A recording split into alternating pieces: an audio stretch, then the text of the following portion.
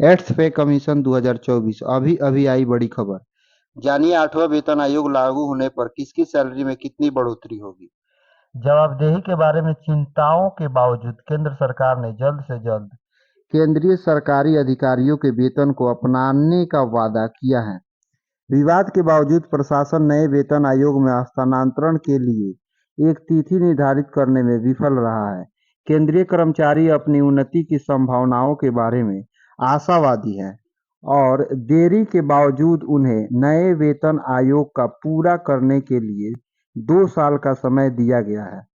सरकार ने कहा है कि प्रतीक्षा घातक है और कर्मचारियों को धैर्य रखना चाहिए।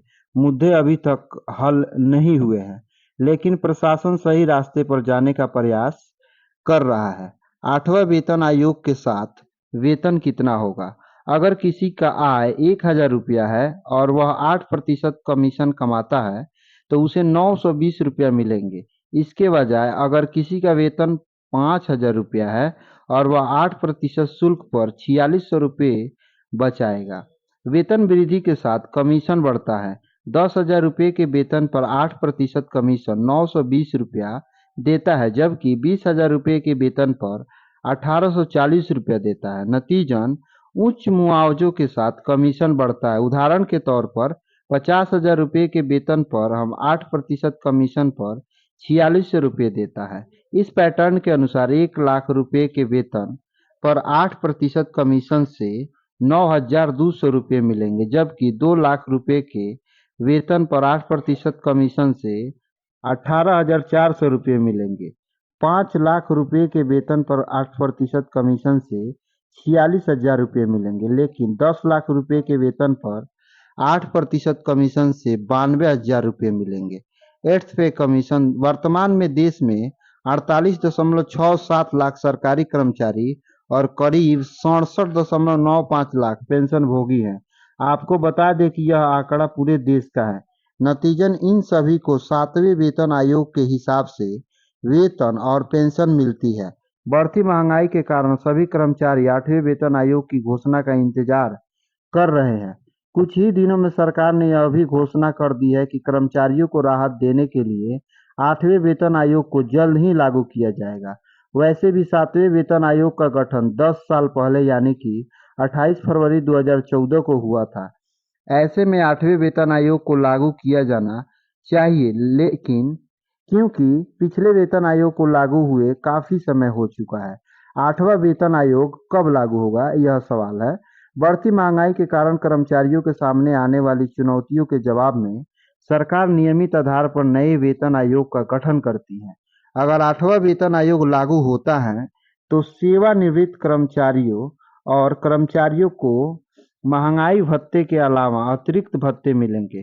कर्मचारियों के वेतन में भी बढ़ोतरी होगी। नतीजन नया वेतन आयोग लंबे समय से नहीं आया है और सरकार ने अगले वेतन आयोग के लागू होने की घोषणा भी कर दी है। ऐसे में सभी कर्मचारी 8वें वेतन आयोग के बारे में जानने के लिए उत्सुक हैं।